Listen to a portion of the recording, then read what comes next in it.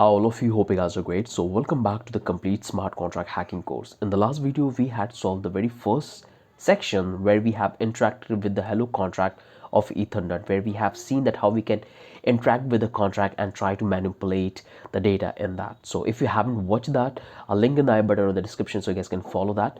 In this video, we're going to learn about fallback and how we're going to manipulate the contract, and we're going to change the ownership of the contract, and we're going to withdraw the entire fund of the contract. So that's the challenge we're going to solve right now in this video. So what I did, I simply opened up the website. I believe that you guys have done too. If I simply scroll down, and here they have given you some important information which you have to read. So the objective of this fallback contract is that you have to claim the ownership of the contract. So currently the owner of the contract is a different address, and you have to claim the ownership. So that's the first objective. And the second objective, we have that once you claim the ownership of the contract, you have to withdraw the entire fund from the contract. So that's the two objectives we have. And here they have given some important information. Here they have provided you the entire smart contract, which you have to analyze and try to find out the vulnerability, which you can utilize it to manipulate and change the data of the owner and withdraw the fund. So the very first thing you have to do is open up your inspect element like browser, Chrome, and first you have to get the instance. So simply click on this get new instance, and in your case it will have get instant. So make the transaction, simply confirm that, and it will make the transaction and will give you the instant of the contract. So just wait, very soon I'll get the address of the I'll get the instance. Okay. So I hope you guys have got the point. So here we have done the transaction and I got the instant of the contract. Now what I have to do is make sure that you have to open up your remix ID, because in that we're going to manipulate the data. So first thing we have to do is simply grab this entire smart contract. So let me grab it from here, grab the entire smart contract, copy, and come back here simply and paste. So this is the entire smart contract we have. Let me provide this one. So this is the entire smart contract. Now I have to get the address of the contract. So let's come here, let's get the address contract, and we can say address. So this is the address of the contract. I also need this one. Let's come here, and here I'm going to leave it. So I'll say contract address. So this is the address of the contract. Now I have to get the objective so I can see that what I have to do. So these are the two objectives I have to do with this contract. So copy that one. So these are the two objectives we have. We got the contract address, and now we can start analyzing this contract to manipulate the ownership first. So that's the first motive we have. So let's try to analyze this contract and try to find out the vulnerability which is there. So what I can see that first thing we have to do is to change the ownership of the contract. So I have to find all the places where the owner is getting updated within the contract. And the one catch is here is that you can't use any external contract to manipulate the data. So you can't do that. If you do that, you will fail the challenge. So you have to find the vulnerability within the contract, and you can change the ownership, but you can't use any external contract. That's the thing you have to keep in mind. So let's find out all the places where we are updating the owner. So we have the owner here. Here we have the constructor. So we can't do anything in here because this contract is already deployed, and we don't want to redeploy that one. So we can't do anything in here. So this is the modifier. We can't do anything in here. And this is the contribution function, and this is the place where we are updating the owner. So you can see this is the place where we are updating the owner. So if I want to be a part of this contract, if I want to claim the ownership, I have to call this function. So I have to call this function. In that I have to pass some amount of ether, okay, some amount of ether, and then it will set the property into the contribution. So this is where it will set the property. So this is the first function I have to call, and let's find out where else we are updating the owner. So this is the place we are getting the contribution. This is for the withdrawal function, and this is the place receive function. Here we are also updating the owner, but in this receive function you can see that the message.value should be greater than 0. So when we'll call this function, we have to provide some amount into that, and it says that the contributor, the message.sender, so whoever contributed that fund, it should be higher than 0. So we have to call this function. That's what I have mentioned, because that's the check they are doing in the receive function for updating the owner. So these are the two functions we have to call, and these are the places where we are updating the owner. So now what we can do, let's come here, let's deploy the contract. So before you deploy, we have to do a couple of setups. So let's come here, click here. First thing, you have to make it that you have to use injected provider to connect your MetaMask. So click on this and just wait. So you can see I've connected my MetaMask, and this is the exact amount I have in my wallet. So that's what you can find out. And this is the contract I have. And remember that this is the address we have copied. So this is the address of the contract which is deployed on the Polygon test network. So let me grab that one, and here we're going to simply paste that, because this time we are not deploying the contract, we are getting the instant of the contract. So that's what we are doing. So we're going to paste the contract address, and we're going to call this function. So let me bring this one before I call that. So let's bring it up and let's call this add, and you can see I got the instant of the contract. So these are the function we have in the contract. So we have contribute, withdraw, contribution, get, contribution, and ownership. So if I click on this ownership, you will see that this is the address of the owner currently. So this is the address of the real owner, and if you click on this, you can see that you have not contributed any amount into this.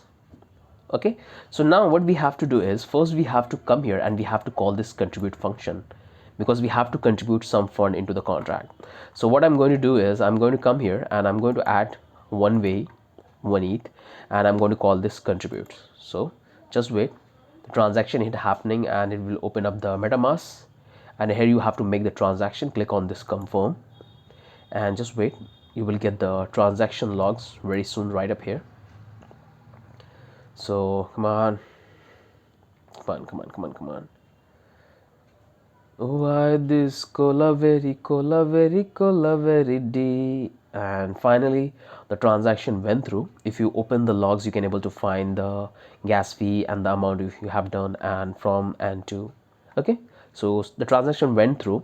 So you have successfully contributed the fund, and we have successfully made this requirement true. Okay, now we have to solve this issue. But you have noticed this one, that we have contribute, we have withdraw, we have contribution, we have get contribution, we have honor, but we don't have this receive. Then how would we call this function? Okay, so to call this function, we're going to utilize this one, low level interaction. And in that, we're not going to send any data. All we have to do is to send a small amount of fund, and that will automatically trigger this function, because we are sending the fund. Okay, so it's called low level interaction. So what I will do, I will come here and again I'm going to send the same amount. So if I call that, you can see the same honor is there. Now I have to simply send the amount. Come on, yeah. So okay, let's give 2. So this is the 2 way I want to send, and I will simply make a call, make the transact. If I call that one, it will again open the MetaMask, and here I have to make the transaction. Click on this confirm and just wait, it will give you the instant of the contract. Not again, you can hear the noise very loud. Hey, and finally the transaction went through. You can see the logs, and the best part is now you have successfully changed the ownership, because we have fulfilled the condition. Because we have called this function message.value, we have provided greater than 0, and here we have the contribution which we have already added by calling the very first time. So we are now on of the contract. So you can see, just notice this. So if I call this honor, you can see the change, the address is changed. Now this is the wallet address I have. So what we did first we try to identify that where we are updating the functions. Some of you will ask me that why we haven't considered this part, because the contract is already deployed. We are not deploying the contract, we are getting the instant of the contract, and we are utilizing the same function which is there in the contract to change the ownership. Okay, so the first thing, simply ignore it. You can't do anything in here. If we scroll down, we'll find that okay, this is the contribution function, and here is the if statement which allows us to update the ownership. So that's the first eye-catching spot place where you have to keep in mind, okay, this is the place where we are updating the owner. Now we scroll down, these are the normal function, don't need to worry about that.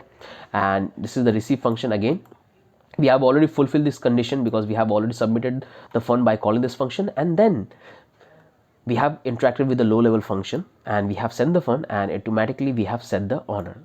So that's the thing we have to keep in mind. Now we can easily able to claim the fund. So right now you can see that this much ether this contract had. So now we can easily able to withdraw the fund because we are the owner of the contract. So what I will do, I'll simply come here, I will click on this withdraw, and you can see the transaction will went through. Okay, I'm withdrawing the fund, you can see that, and if I click on confirm and the transaction went through, the amount will go to zero. So just wait, and finally the amount is zero. So that's how you can utilize fallback concept in the smart contract, and that's how you can prevent your smart contract for this fallback situations where anybody can change the smart contract, anybody can change the honor of the smart contract if you leave this kind of loopholes in the contract. Okay, so this function is pretty dangerous, so make sure always use a guard class, some secondary class, to protect these kind of things. Never leave your function like this with this small checks. Always add some sort of guard class. So that's the only thing I want to talk about in this. Hope you guys have got the idea that how you can utilize fallback and how you can spot the vulnerability within the contract, because that's the one important thing which you have to know. So whenever you are getting any contract, the first thing as an auditor, as a smart contract hacker, you have to do is you have to find the ownership, because if you have the ownership of the contract, you can do anything within the contract. So that's the very first and the common hack most of the hacker do, and that's what we do in the security testing, that you have to find the place where we are updating the owner and what kind of low level interaction function we have. Okay, so these are the two things you have to keep in mind. So hope this video is really helpful for you and you guys have learned something new. That's the only thing I want to talk about in this video. Now we have successfully claimed the ownership. So what we have to do is come here, and all we have to do is just click on this submit instance. So the moment you will do that, it will open up your MetaMask, and you have to call this confirm, and it will check whether you have completed the transaction, completed the level or not. So once you will have completed, they will give you the next challenge button, and they will say congratulations, you have completed this. I know this is taking a quite bit time, so this is taking too much time. What I can do, I'm going to minimize that one. Let's open up this one, and here you can see the transaction went through already.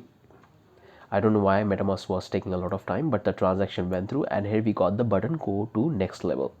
So that's the only thing we want to cover in this video. In the next video, we're going to solve the next challenge, which is called fall out. This one is a very interesting concept which you have to know, and in this we're going to utilize external contract. Maybe let's see how we're going to tackle this contract.